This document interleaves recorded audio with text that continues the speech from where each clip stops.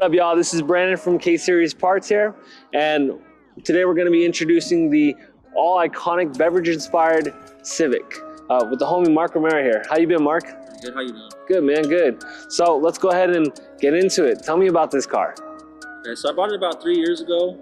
I used to have a 2000 SI before that. It got wrecked, and I kept the swap and little odds and ends from the SI. I used to keep it into this. I found this, swapped it, and I ran into a few problems. Like, this is the first car I've actually ever learned anything on. When I had my other one, I didn't really touch it too much because I wasn't sure about it, and I didn't want to mess it up or do nothing wrong. So, and then we got this one, and at the time I think I had a couple of members from my club that they were more familiar with everything, and so they helped me out a lot with swapping it and then doing the tuck and all that stuff. It sat at Lewis and Mars' house for about 4 weeks before we actually got started.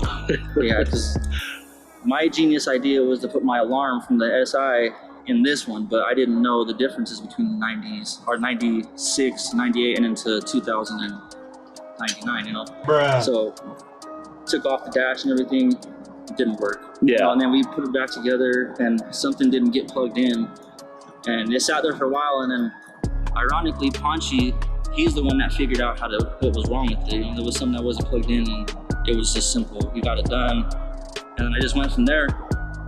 Pretty much, I don't know, about a year is when I started getting into it and doing stuff with it. Mm-hmm. And when I first put the swap, I was racing around like a dum-dum, getting in trouble because, it moved for a little bit for being what it was, Yeah, no, of course. Yeah, and then just slowly started keep going at it. Got wheels, didn't like those wheels, traded those for another set of wheels, and then finally ended up with these. Because I like the bigger wheels on them. I get a lot of crap talk because they're 17s. Oh, they don't look right on a Honda Civic and blah blah blah. But I don't be racing around no more or nothing like that. Not like I was really doing it a whole lot before, but I like the bigger wheels in the cars. I was always not taught, but when I was growing up, I always seen you put wheels that fit in there and then you lower it. Right. Not overly big, but just to fill it up enough to where then you could lower it and it sit nice and smoothly. Okay, word. So I guess the big question is here, what made you do the theme of Coca-Cola? Honestly, that's kind of funny too, because my wife's auntie, she would be me honestly, but she likes Coke a lot. She collects all the stuff and everything, and it just happened to be there was one day we were sitting there thinking of a theme for it, and me, her, and a couple of my buddies, and I just happened to be drinking a Coke. Literally, that was it. And then also from Benmar with the Arizona tea. Yeah. He's kind of the one that gave me the idea of seeing his car, with the tea, and then I was like, that's kind of actually a good idea.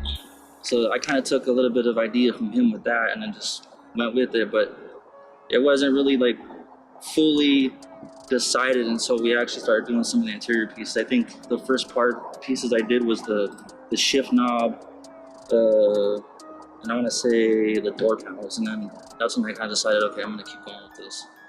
Word. Yeah, man, I for sure seen this around a lot, especially when I was getting in the cars and everything. And when I first seen this at the shows, I was like, man, this thing's actually really dope, because it reminds me of the old school dongs, how they slap Reese's or M&M's and all those common brands that is food based. And it's you sort of wonder, are you guys getting a sponsor, or are you just you enjoy that product so much that you got to put it on everything that you have? So I guess the next question is, do you have everyone assuming that you like Coke a lot? Oh yeah, I get that a lot. My favorite one though, when I post pictures and stuff on Facebook and Instagram, I get a lot of people who are like, I bet you don't even drink Coke, which is ironic. I drink Coke, but it's not something that I prefer. I'd rather have cherry Coke or something other than that. But it was red, so I went with the car. I didn't want to have to do something I was gonna have to change the whole color or whatever, and I didn't want to do something that was tacky, and just basically I wanted to figure out. I seen a lot of cars, not a lot of cars, but Coke cars and this and that, around on the internet and stuff, but I never really seen no one use the cans for nothing like that. You know what I mean? And that's what I tried to do is with the VTEC cylinder. I used the can, I made it a can, and then the little, the windshield wiper. Ooh. Oops. The windshield wiper reservoir, like I did the can for that with the straw out of it, and then we got the reservoir for the radiator fluid. I just try to do stuff that I seen not too much done in our scene, you know, Yeah. like the tuner scene, I guess you would call it. It's like a lot of it, like the bottle for the reservoir, I seen that a lot in like rat rods and stuff like that. So that gave me the idea to do that. And then I had seen the idea for the shifter. My buddy Jordan had sent me a picture of one, but it was upside down. So the shifter was there, the bottle was upside down on the ship. But I cut out the bottom of it and just made it so it would stand straight up. I thought it would look a lot cooler. Kind of did. Yeah, no, for sure. I mean, getting a look at your car, I love it, dude, because I just love these theme-inspired cars. It's super rare. It's honestly, in my opinion, I feel like it's hard to do. Would you agree to that? Just to like get everything right? Yeah, I always had a lot of issue with putting too much. Like, I don't want to overwhelm it with too much coke stuff, you know, and then because I've had a bunch of ideas to do for it that I just didn't go with because I'm like, oh, that might be too much, you know. Yeah, yeah. And I'm a big person that, like, I don't really care what no one really says too much about it because, I mean, ultimately at the end of the day, I'm driving it, you know, like no one else is driving it but me. But there's still a lot of stuff that I want to do. Like, I had ideas to do flares out of the cans, make fender flares from cans, and like I even thought about wrapping one of the whole fenders in cans, like completely. And Yeah. just stuff like that, but never really went through with it because it was just, I didn't want to hit the borderline of it being too much, you know, being overwhelming with just a bunch of like, cans and junk. Yeah, yeah. No, for sure, for sure. So I guess here's a question. What's the most favorite thing you've done on this car? I like the cluster. The cluster? Yeah, because I never seen no one really mess too much with the cluster, like wrapping it. Like, I've seen it painted. I had it painted at 1.2, but that's what I really like about it is the cluster. Word. And I'd say the shift mount too. I don't really see too much stuff like that either. Yeah, yeah. I see like the bear taps and stuff like that. And that was one of the reasons why I kind of got the idea too. Seeing bear taps on it, I'm like, that's cool, but Coca-Cola has a lot more stuff that I was able to, you know, look at and try to think of something to use a shifter. Okay, for sure. So are you pretty much done with this, or do you have more to do on this car? I would like to paint it, get all the bodywork done, and then at some point I want to put bags on it. I know a lot of people don't like them, but I mean, like I said, I drive it all the time. I got tired of breaking lips and all that stuff, you know, just from hitting the wrong little angle, I guess, so you would say going up the driveway or going down the curb. You know, it's just, not that they're expensive, but it's like, it's kind of a pain when you already had it and then you go to hit something or go up a curb and bam.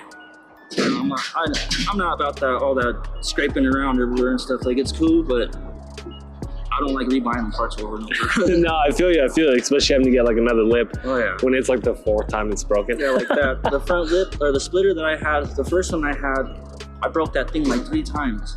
And it was able to be fixed all 3 times, but the last one, it was just shattered into pieces. But it was literally, I went in a little dip that I thought I would clear, and it just caught it just enough, and just every time shattered.